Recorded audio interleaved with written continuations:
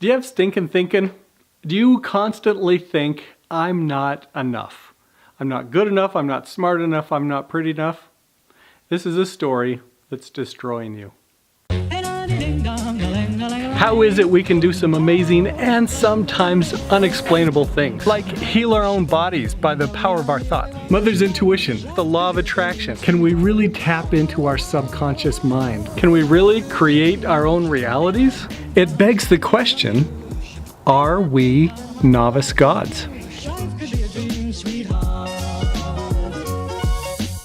We're talking about the story that's destroying you. Any thought of, I'm not enough.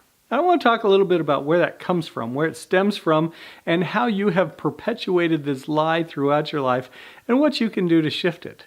Okay, so it may have started out, maybe you had an abusive parent when you were small, or maybe your parents went through a divorce. Or maybe you had an alcoholic mother, or you had this angry father or absentee father who was just always working all the time. Or, there are so many different stories, so many situations that we grow up in and that we go through. And generally the stories of I'm not enough, they start when we're really small, when you're 4, when you're 5, when you're 6 years old. And you try and do something to fix the situation.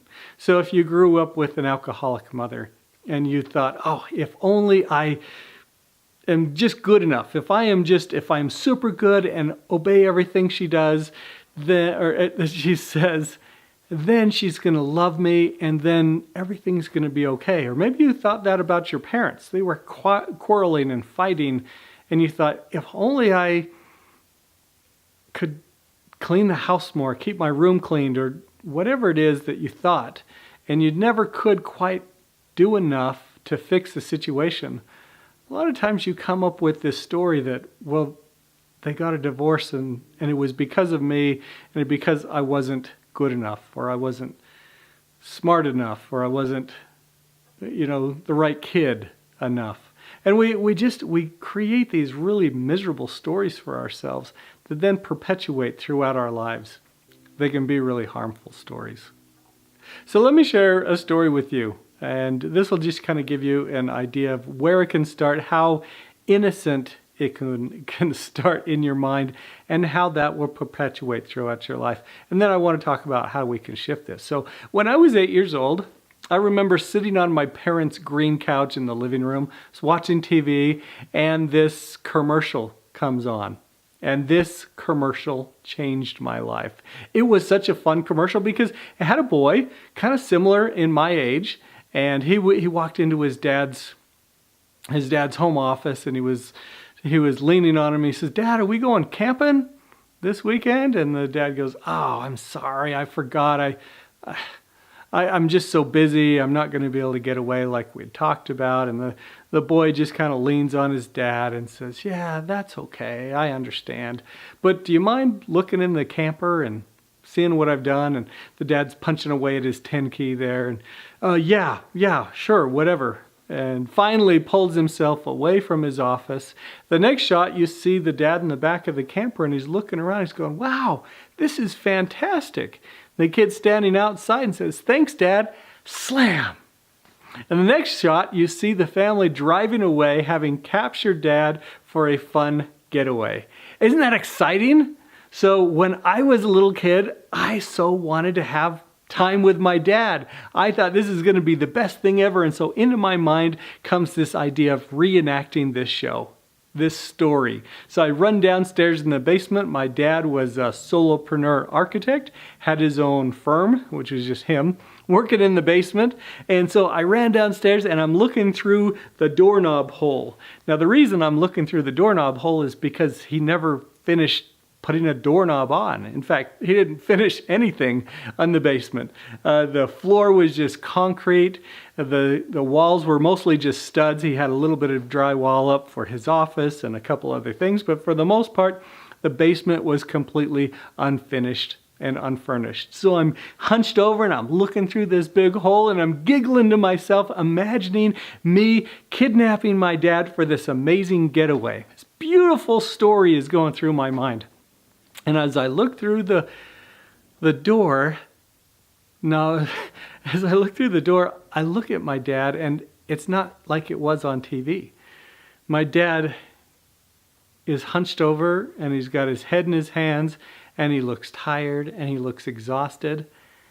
And I kind of stand up, and I'm thinking, that's kind of weird. And then I looked through again and just kind of watched him for a second. And then I looked around at this unfinished basement, and this thought goes through my head.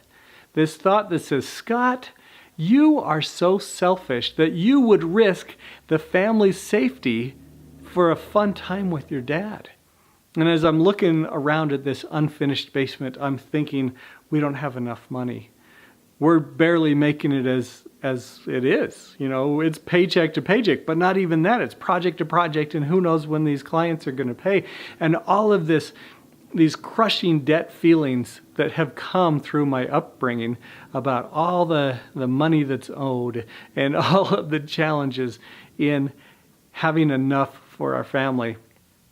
And I had that thought ingrained in me, Scott, you are so selfish. And I didn't know what to do with this. I didn't know what to do.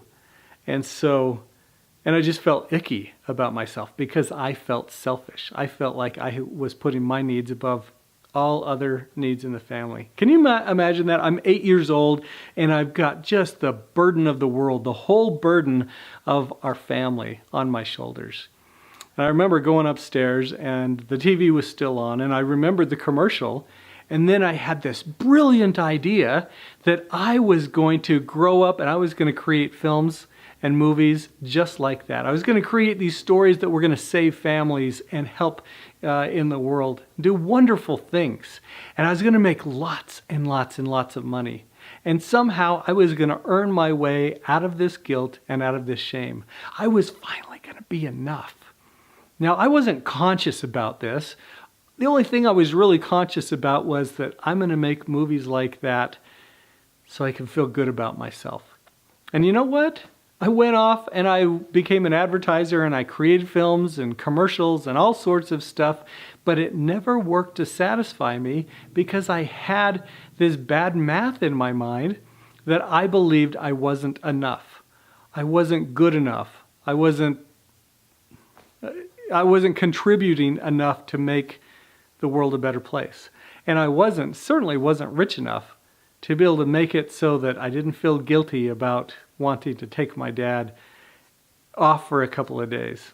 Anyway, does that kind of give you a sense of how a story can be ingrained in your mind? So think about where you are right now, where you started out, where you were when you were 4 or 5 or 6 years old. Think about your relationship with your parents. Think about some of those feelings that you thought, oh, if only I could fix this in our family. If only I could fix this in our neighborhood or in our community. Then we'd be happy, or then we'd be successful, or then whatever.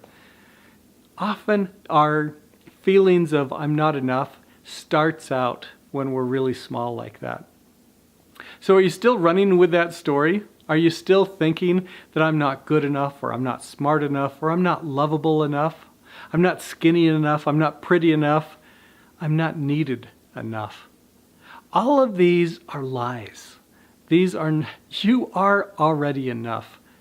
What you need to do is just become more of who you are. You need to cast off the shackles that have been holding you back. You need to get rid of these stories that have been limiting you, these beliefs that have been limiting you. And you need to start to believe in yourself, to trust in yourself, to celebrate yourself, to recognize that you are enough. So anyway, I hope that helps you today as you're thinking about where you are, thinking about where you've been, thinking about this repeated story that has been this burden that has been holding you back all this time. One of the things I want you to do today is to forgive yourself. Forgive that little 3 or 4 or 5 or 6-year-old person, the 3 or 4 or 5 or 6-year-old you that started out with these stories. Forgive him or her. Recognize, like for me, all I wanted to do is spend time with my dad. What a great thing. What a noble thing. And I wanted to do it creatively. That's beautiful. Rather than looking at myself as a selfish person who wanted to jeopardize the family. I needed to forgive that young boy for some twisted thinking, some stinking thinking, as we like to say, and allow myself to let that go and to recognize that we are enough. You are enough. Forgive yourself for where you were and allow yourself to grow into the person you know you can be. What can you add? Now, are you ready to join the conversation? Are you willing to add your voice, your thoughts, your ideas, your impressions? If so, add them in the comment section below. We need your voice. Now, if you have been inspired to take action, don't let an impression slip by. Train yourself to listen to and follow your inner voice. Of course, the best place to take action is at scottwilhite.com, because if you join me for a free web class, you will receive a copy of my Purpose Planner, the tool you've been missing that will help you uncover your purpose. What if you are a God in the making? That would mean there's purpose to your life, meaning to your challenges. You have a great work to do. May you have the courage, faith, and power to become who you were truly meant to be. See you next time.